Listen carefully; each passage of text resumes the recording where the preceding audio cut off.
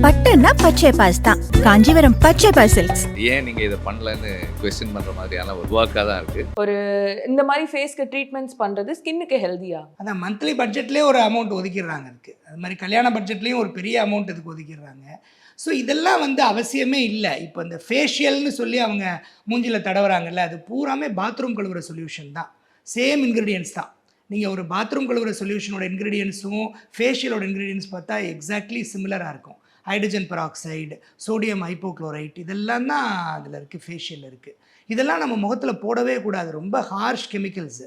இதெல்லாம் வந்து very serious damages ஏற்படுத்தும், வெரி சீரியஸ் அட்வர்ஸ் இவெண்ட்ஸ் ஏற்படுத்தும். பட் இது தெரியாமல் அது பண்ணுறாங்க. அது இப்போ ஒரு நல்ல பிரைட்டாக ஃபேஸ் வாஷ் பண்ண மாதிரி தெரியும் அதை பண்ணி முடித்த உடனே. அது ஒன்றும் ஒரு பெர்மனன்ட் சொல்யூஷன்லாம் கிடையாது. இப்போ ஒருத்தருக்கு ஃபேஸ் பிக்மெண்டடாக இருக்குன்னா அதுக்கு என்ன காரணம்னு பார்க்கணும். உதாரணத்துக்கு லைக்கன் பிளேனஸ் பிக்மெண்டோசிஸ்னு ஒரு கண்டிஷன் இருக்குது.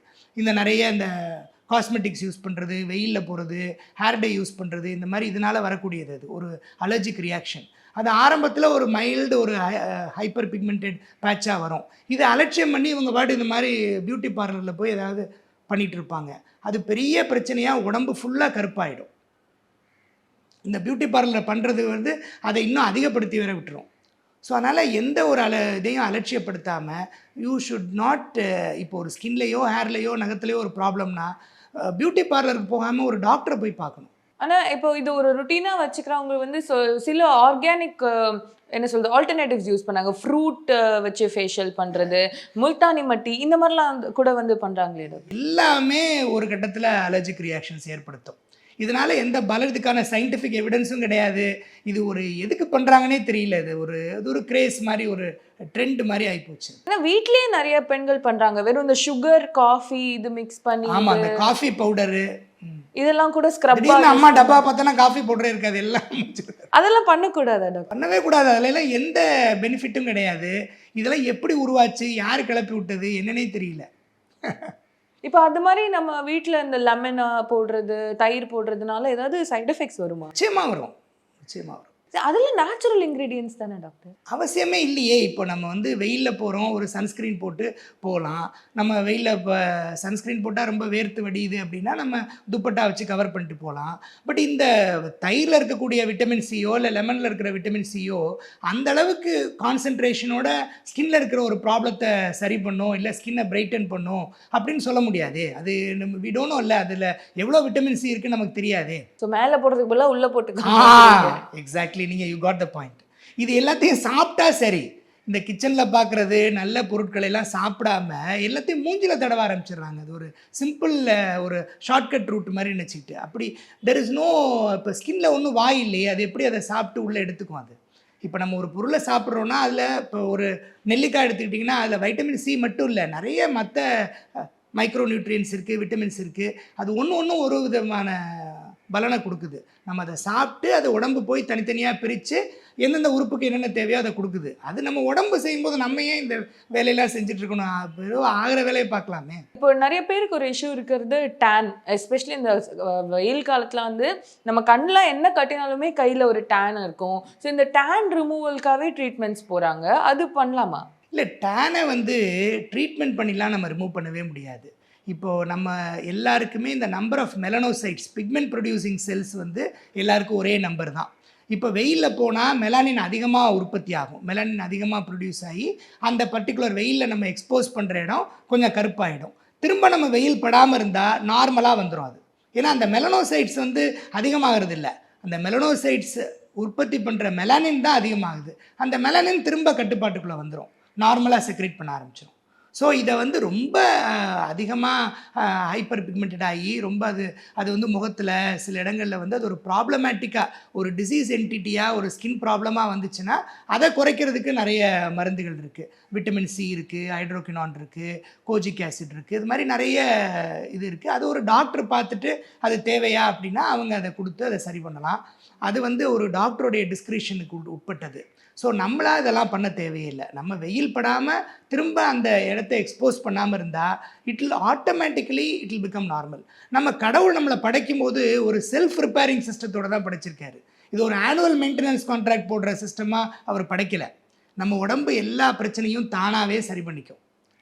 நம்ம தான் வந்து இந்த டாக்டருங்கிற கேரக்டரையே நம்ம உருவாக்கியிருக்கோம். நிறைய இப்போ பெண்கள் ஆண்கள் எல்லாரும் வந்து இந்த ஆன்டி ஏஜிங் அப்படின்ற ஒரு விஷயத்தை நோக்கி போயிட்டு இருக்காங்க. அண்ட் அதுக்குமே வந்து சீரம்ஸ் அண்ட் க்ரீம்ஸ் எல்லாமே வந்துட்டு இருக்கு, எஸ்பெஷலி இந்த ரிங்கிள் ஏரியா இங்கே.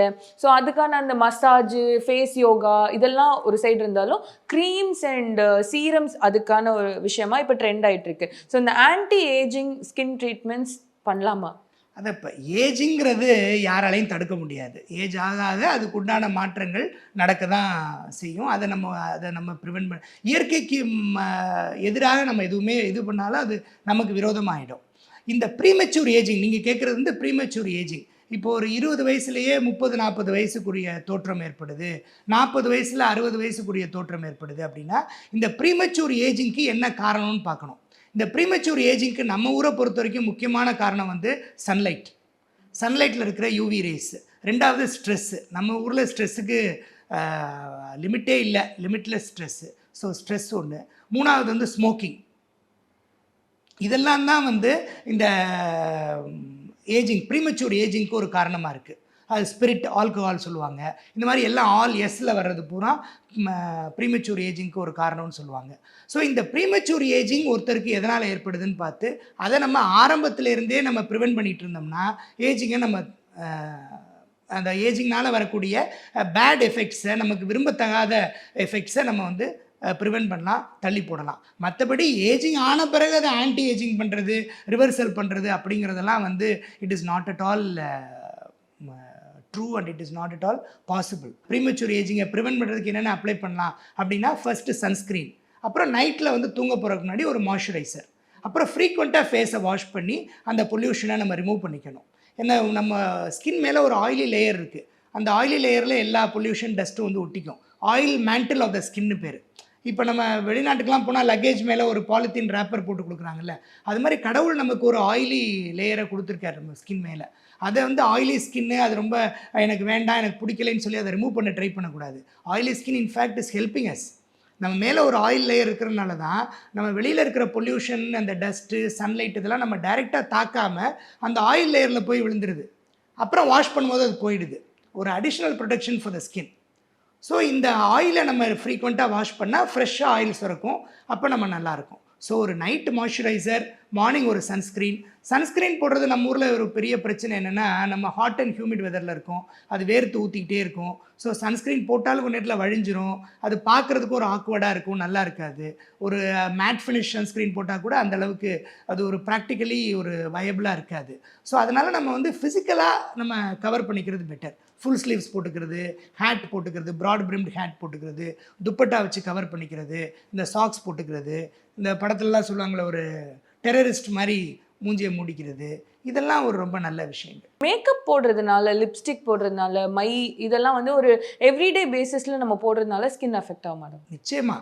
ஏன்னா அந்த ஹேர் டையில் இருக்கிற பிபிடிங்கிற கெமிக்கல் ரொம்ப ஹார்ம்ஃபுல் கெமிக்கல் இல்லையா, அது வந்து it can even cos cancer. அதே பிபிடிங்கிற கெமிக்கல் கண்மையில் அந்த காஜலில் இருக்குது. அதுவும் கண் மேலே அந்த இமையிலலாம் போடும்போது அது இன்னும் அதிகமான நம்ம உடம்புக்குள்ளே ஈஸியாக என்ட்ரு ஆக முடியும். ஸோ அதனால் அந்த காஜலில் வந்து பிபிடி இருக்குது. அதே மாதிரி லிப் காஸ்மெட்டிக்ஸில் நிறைய ஒரு 70 விதமான இன்க்ரீடியன்ஸ் இருக்குது. அது நிறைய அலர்ஜி ஏற்படுத்தும். இந்த lip balm, lipstick, lip gloss எல்லாத்துலேயும் அலர்ஜி வரக்கூடிய எலிமெண்ட்ஸ் இருக்கும். இது எல்லாமே இந்த ஸ்கின்னில் வர அலர்ஜி எதுவுமே உடனே ஏற்படாது. It will happen only after 72 hours. It can occur even after 72 years. இது வந்து தாமத ஒவ்வாமைன்னு பேர், டிலேட் ஹைப்பர் சென்சிட்டிவிட்டி. அதனால தான் நிறைய பேர் நம்ப மாட்டாங்க. நான் 10 வருஷமாக டை போடுறேன் டாக்டர், எனக்கு ஒன்றுமே வந்ததில்லை, நீங்கள் இப்போ சொல்கிறீங்க அப்படிம்பாங்க. 10 வருஷம் கழித்து வரலாம். டை போட்டு 10 வருஷம் வராத அலர்ஜி 11ஆவது வருஷம் வரலாம். ஃபேஸ் காஸ்மெட்டிக்ஸ் யூஸ் பண்ணி, லிப் காஸ்மெட்டிக்ஸ் யூஸ் பண்ணி, ஐ காஸ்மெட்டிக்ஸ் யூஸ் பண்ணி 10-15 வருஷம் வராத அலர்ஜி 16ஆவது வருஷம் வரலாம். Slowly it will cause allergic reaction. So at least அது வர வரைக்குமாவது நம்ம என்ஜாய் பண்ணிவிட்டு அப்புறம் வந்துருச்சுன்னா நிறுத்திடணும். அதுக்கு மேலேயும் அதை வந்து ஏதாவது மருந்து போட்டு சரி பண்ணி அதை போடலான்னு ஆசைப்படக்கூடாது. ஸோ இந்த காஸ்மெட்டிக்ஸ் எல்லாமே அது அந்த அந்த ஒரு அந்த குறிப்பிட்ட நேரத்துக்கு ஒரு அழகாக இருக்குமே ஒழிய இது எல்லாமே ஒரு it all comes with an amount of risk தான், ஒரு லேபிள் ஆஃப் ரிஸ்கோட தான் வருது. இது ரிமூவ் பண்ணதுக்கப்புறம் ஒரு 10 ஸ்டெப் ஸ்கின் கேர் ருட்டீன் இந்த மாதிரிலாம் வந்து இந்த கிளாசி ஸ்கின்னுக்கு வந்து கொரியன்ஸ் எல்லாம் ஃபாலோ பண்ணுறாங்கன்னு அது ஒரு ட்ரெண்டாக போயிட்டுருக்கு.